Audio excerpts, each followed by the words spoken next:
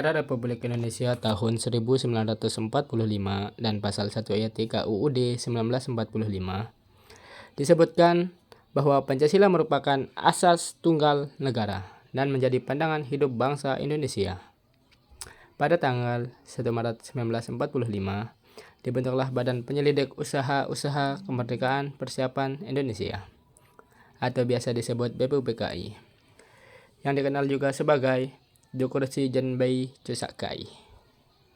Pembentukan BPUPKI merupakan bentuk pemenuhan janji Jepang yang akan kemerdekaan Indonesia, karena Jepang pada waktu itu mengalami kekalahan di Perang Pasifik pada tahun 1945.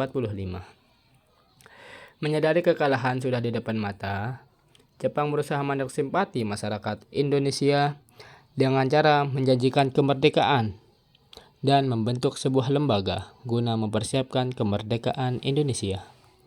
Dan BPUPKI diresmikan pada tanggal 29 April 1945 oleh Nippon, yaitu sebutan bagi pemerintahan Jepang, sekaligus dibentuknya panitia BPUPKI. Terdiri dari 69 anggota laki-laki, 2 perwakilan perempuan, 7 perwakilan Jepang. Dalam pelaksanaannya, BPUPKI memiliki tugas untuk antara lain untuk membahas tentang UUD 1945 dan membentuk panitia kecil atau panitia 8. Membantu panitia 9 bersama panitia kecil. Selama proses menjalankan tugasnya, panitia BPUPKI melakukan 2 sidang resmi, yaitu sidang pertama tanggal 29 Mei sampai 1 Juni 1945 di Gedung Cui Sang-in atau Gedung Pancasila. Tujuan dari sidang pertama adalah untuk membahas dan merumuskan dasar-dasar negara Indonesia, sekaligus membentuk panitia kecil dengan tujuan merumuskan dan menyusun UUD. Di hari pertama sidang, pada tanggal 29 Mei, Muhammad Yamin menyampaikan pendapatnya mengenai dasar negara Indonesia, yaitu pada tanggal 31 Mei Dr. Supomo menyampaikan usulan tentang pembentukan dasar negara Indonesia. Sedangkan usulan Insinyur Soekarno dan beberapa panitia sidang disampaikan pada tanggal 1 Juni 1945. Soekarno berpendapat bahwa dasar negara yang dimaksud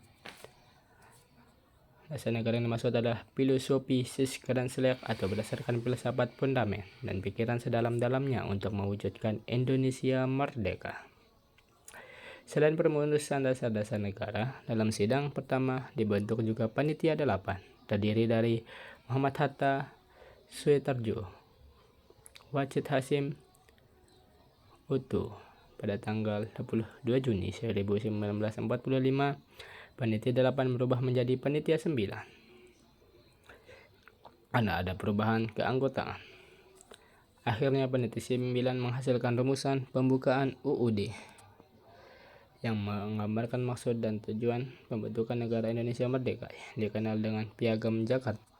Setelah panitia 9 berhasil merumuskan Piagam Jakarta, panitia BPUPKI melaksanakan sidang kedua pada tanggal 10 sampai 16 Juli 1945 yang membahas tentang rancangan Undang-Undang Dasar, rancangan bentuk negara, wilayah, dan kewarganegaraan, dan susunan pemerintahan, unitarisme dan federalisme. Hari pertama sidang yaitu tanggal 10 Juli, panitia BPUPKI menyepakati bahwa bentuk negara Indonesia adalah republik. Kesepakatan tersebut mencapai secara voting. Dan pada sidang hari kedua selanjutnya, yaitu tanggal 11 Juli, panitia BPUPKI menyepakati bahwa wilayah negara Indonesia, Hindia, Belanda, Malaya, Borneo Utara, Papua, Timor Portugis, pulau-pulau sekitarnya. BPUPKI menyepakati rancangan undang-undang dasar yang dibuat oleh panitia perancang undang-undang.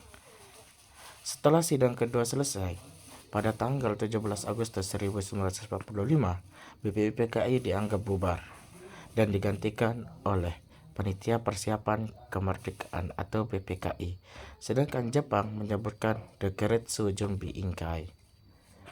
Terdiri dari 21 orang yang mewakili dari berbagai pulau di Indonesia. Selain 21 orang tersebut, terdapat juga 6 anggota tambahan, yaitu Soekarno sebagai Ketua PPKI dengan wakilnya Muhammad Hatta dan Ahmad Subarjo menjadi penasihat khusus. Setelah PPKI terbentuk, Indonesia menyatakan kemerdekaannya pada tanggal 17 Agustus 1945. Selang satu hari setelahnya, yaitu tanggal 18 Agustus, PPKI mengadakan sidang dengan tujuan mengesahkan pembukaan Undang-Undang Dasar 1945. Undang-Undang Dasar 1945 dan juga Pancasila sebagai dasar negara Indonesia. Di sidang ini pula ditetapkan Soekarno sebagai presiden dan Muhammad Hatta sebagai wakil presiden Indonesia yang pertama. Dan pada akhirnya tanggal 22 Agustus 1945, PPKI secara resmi dibubarkan oleh Komite Nasional Indonesia Pusat atau KNIP yang bertugas untuk membantu presiden. Perlu diingat ya sahabat Bedi, Pancasila lahir melalui perjuangan dan perjuangan panjang bangsa Indonesia. Pancasila dirumuskan oleh para pendiri bangsa kita sebagai dasar negara dan pandangan hidup rakyat Indonesia. Karena itu, kita tidak boleh melupakan perjuangan panjang para pendiri bangsa dalam merumuskan nilai-nilai luhur Pancasila. 5 sila dalam Pancasila merupakan kesepakatan final yang mengombinasikan berbagai aspirasi bangsa Indonesia. Dengan menjaga dan menerapkan Pancasila, kita menghargai perjuangan para pendiri bangsa dan membangun Indonesia sesuai cita-cita semua. Rakyat adil makmur